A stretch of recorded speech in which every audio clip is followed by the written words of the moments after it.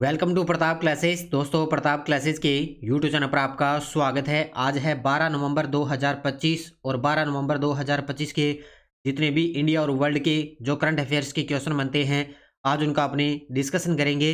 पूरा वीडियो ध्यान से देखना और लास्ट में आपसे क्वेश्चन पूछूंगा जिनके जवाब आपको कमेंट बॉक्स में देना होगा।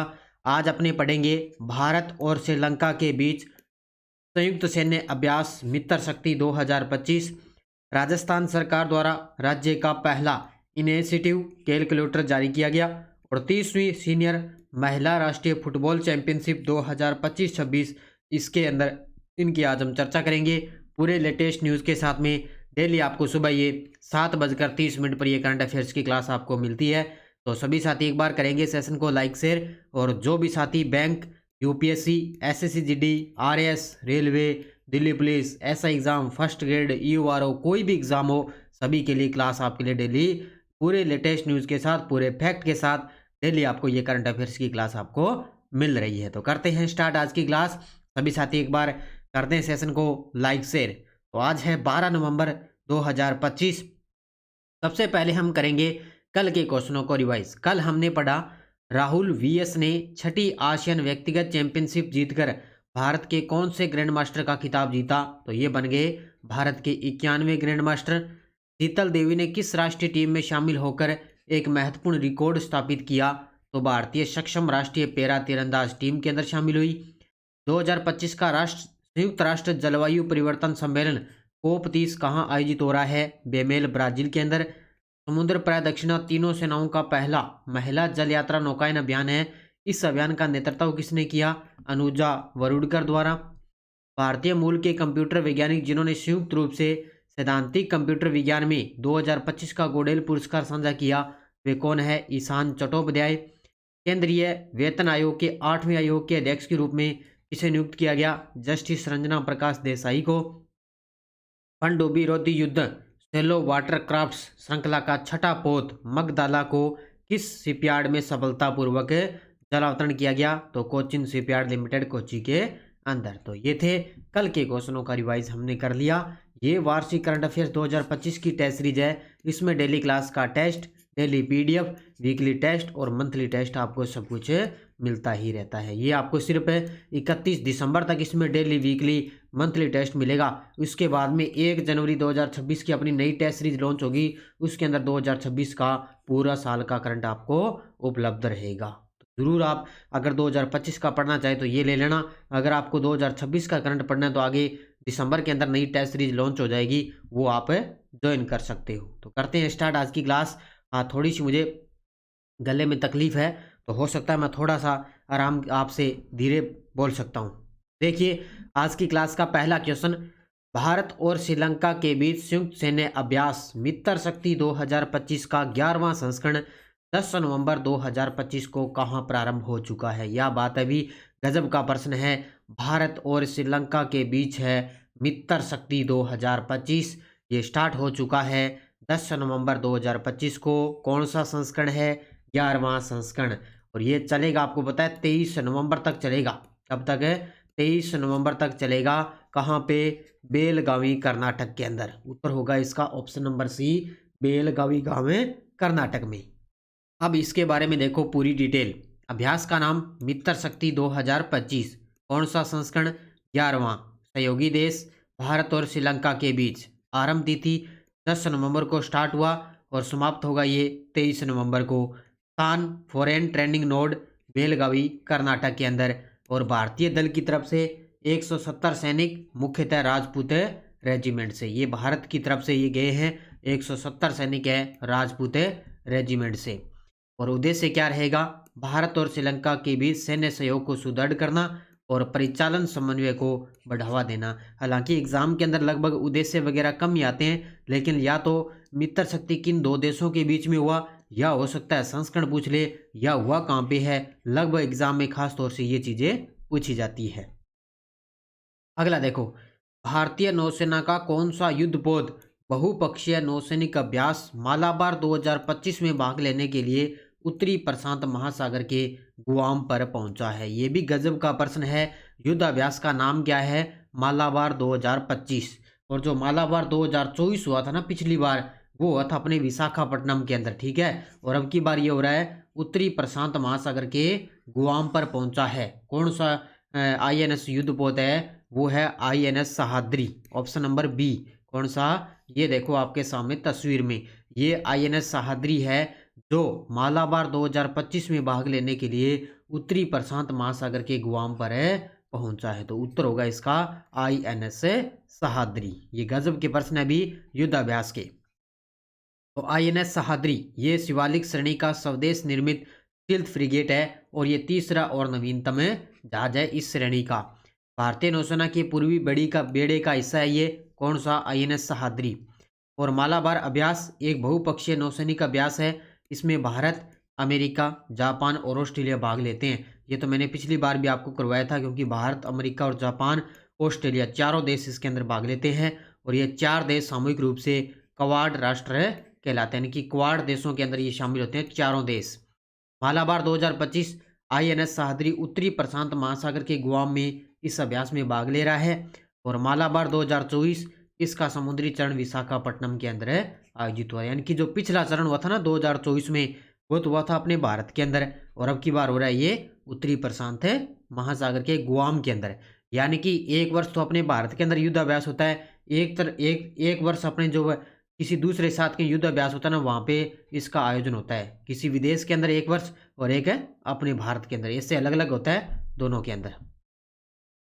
Indian Space Research Organisation ISRO ने अपनी दूसरी मंगल ग्रह अनुसंधान मिशन मंगलयान 2 के लिए किस वर्ष प्रक्षेपण यानी कि लॉन्च का लक्ष्य निर्धारित किया है? क्या गजब का प्रश्न है। आपने तो पढ़ा होगा मंगलयान तो लॉन्च हो चुका था, लेकिन अब बात आई है मंगलयान 2 की। किसकी बात आई है? मंगलयान 2 की। तो इसरो ने कल घोषणा कर दी भी, मंगल ग्रह अनुसंधान मिशन है मंगलयान 2, उसके प्रक्षेपण की घोषणा कर दी है। अब घोषणा 2025 में की है और ये लॉन्च कब होगा? तो लॉन्च होगा 2030 के अंदर। अभी इसकी घोषणा हो चुकी है, तो अभी इस पर जो है काम चलना स्टार्ट हो जाएगा। अभी हम मंगलयान 2 को लॉन्च करेंगे। तो कब लॉन्च करेंगे? 2030 के अंदर।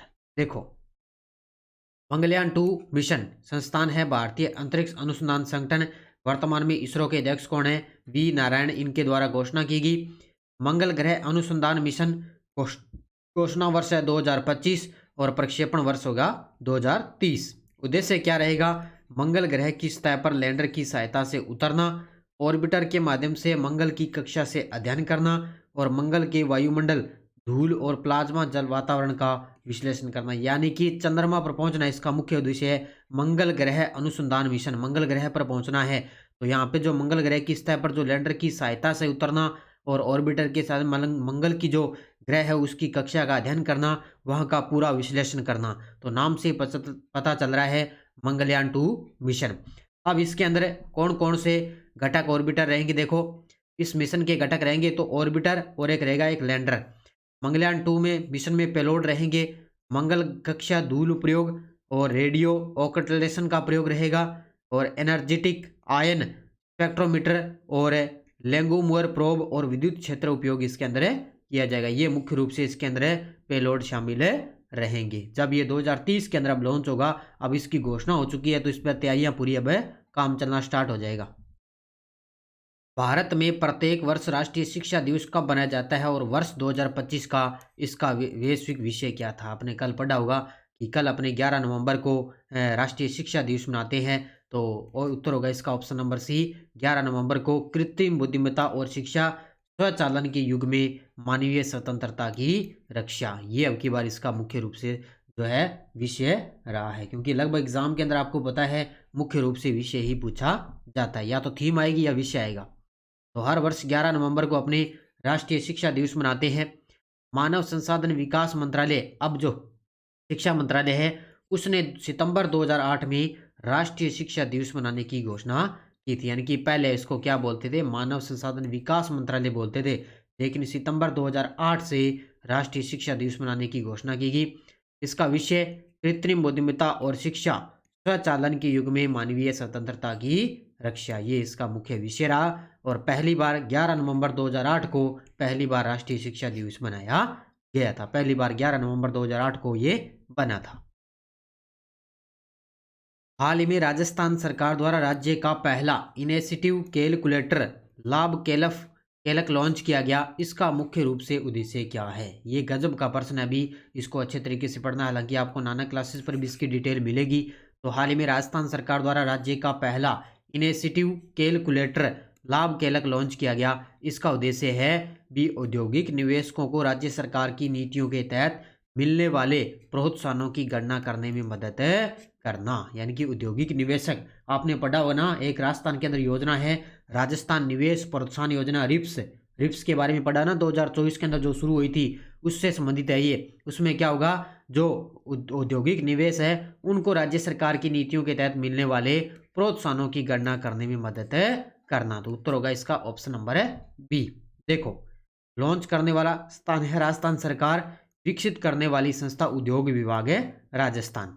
उद्देश्य रहेगा निवेशकों को राजस्थान निवेश प्रोत्साहन योजना रिप्स 2024 के तहत मिलने वाले विभिन्न इनिशिएटिव यानी कि प्रोत्साहन का ऑनलाइन अनुमान लगाने में मदद करना। यानी कि इसका ऑनलाइन अनुमान लगाने में मदद किया जाएगा रिप्स 2024 से संबंधित। कार्यप्रणाली, यह एक ऑनलाइन इनिशिएटिव कैलकुलेटर है। इसमें क्या होगा, अपने प्रोजेक्ट का विवरण जैसे निवेश राशि है, स्थान है, उद्योग प्रकार है आदि इसके अंदर दर्ज कर सकते हैं। यानी कि जो निवेशक रहेगा ना, वो अपने प्रोजेक्ट का पूरा विवरण इसके अंदर जान सकेगा, दर्ज कर सकेगा। ठीक है, तो इसके बारे में ये डिटेल आपको अच्छे तरीके से पढ़नी है।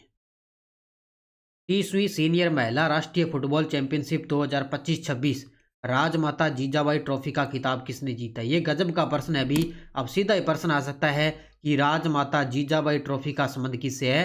तो ये सीनियर महिला राष्ट्रीय फुटबॉल चैंपियनशिप से संबंधित है। तो 2025-26 के अंदर अभी हाल ही में इसका आयोजन हो चुका है। तो इसका खिताब जीता है मणिपुर राज्य ने। किसने जीता है? मणिपुर राज्य ने। इसका जो आयोजन हुआ था वो था छत्तीसगढ़ में। आयोजन तो छत्तीसगढ़ में हुआ, लेकिन जीता किसने है? मणिपुर ने। तो 30वीं राष्ट्रीय महिला राष्ट्रीय फुटबॉल चैंपियनशिप 2025, इसके अंदर 25-26 राजमाता जीजाबाई ट्रॉफी का खिताब एक बार फिर फुटबॉल की पावर हाउस टीम मणिपुर के अंदर मणिपुर ने जीत लिया। आयोजन स्थल रामकृष्ण मिशन आश्रम ग्राउंड नारायणपुर छत्तीसगढ़ के अंदर इसका आयोजन हुआ। कब से कब तक है? 4 सितंबर से लेकर 15 अक्टूबर 2025 के बीच में इसका आयोजन। विजेता रहा था मणिपुर और उप विजेता रहा पश्चिम बंगाल। अब आपको मैं ये क्यों करवा रहा हूँ, क्योंकि गजब का प्रश्न है, इसलिए मैंने आपको अच्छे तरीके से ये करवाया है। ठीक है, तो आयोजन स्थल याद रखना छत्तीसगढ़, जीता कौन है? मणिपुर, और उप विजेता कौन रहा है? पश्चिम बंगाल। 27वें प्रतिष्ठित सीएटी क्रिकेट रेटिंग अवार्ड्स 7 अक्टूबर 2025 में लाइफ टाइम अचीवमेंट अवार्ड से किसे सम्मानित किया गया? ये देखो आपके सामने अपने भारतीय क्रिकेट खिलाड़ी, जैसे एक तो रोहित शर्मा है, इसके अलावा और भी खिलाड़ी हैं। तो 27वें प्रतिष्ठित सीएट क्रिकेटिंग रैंकिंग अवार्ड आती है, 7 अक्टूबर को जारी की गई थी। इसमें लाइफ टाइम अचीवमेंट अवार्ड किसको मिला था? तो लाइफ टाइम अचीवमेंट अवार्ड एक तो ब्रायन लारा और बीएस चंद्रशेखर। ब्रायन लारा है, ये तो वेस्ट इंडीज के खिलाड़ी हैं, और बीएस चंद्रशेखर हैं, ये अपने भारतीय क्रिकेट खिलाड़ी हैं। तो उत्तर होगा इसका ऑप्शन नंबर ए, क्योंकि मुझे लग रहा है अभी लाइफ टाइम अचीवमेंट अवार्ड आपसे एग्जाम के अंदर पूछा जाएगा निश्चित तौर से। देखो, समारोह का नाम 27वां प्रतिष्ठित सीएट क्रिकेट रैंकिंग अवार्ड्स, ये आयोजन हुआ था 7 अक्टूबर 2025 को मुंबई के अंदर। हालांकि वैसे मैंने पहले करवाया था ये, लेकिन उसमें मैंने आपको सिर्फ रोहित शर्मा के बारे में बताया था। ठीक है, तो इसके अंदर लाइफ टाइम अचीवमेंट याद रखना, ब्रायन लारा वेस्ट इंडीज के खिलाड़ी और बीएस चंद्रशेखर है भारत के खिलाड़ी, इन दोनों को मिला है लाइफ टाइम अचीवमेंट अवार्ड।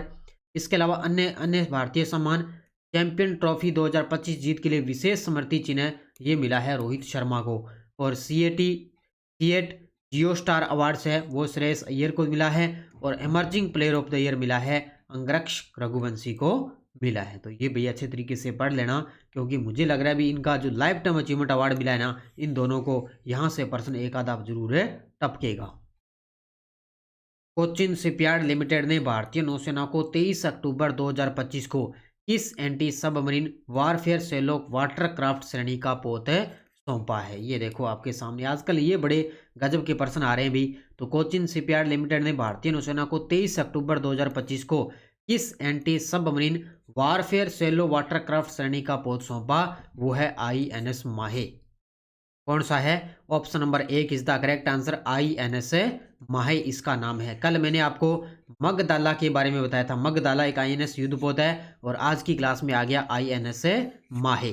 देखो पोत का नाम है INS माहे। श्रेणी है इसकी anti submarine warfare shallow water craft है। नव वर्ष की तारीख है इसकी 23 अक्टूबर 2025। ये वर्ष कर लेना भी, वर्ष 2023 अक्टूबर 2025।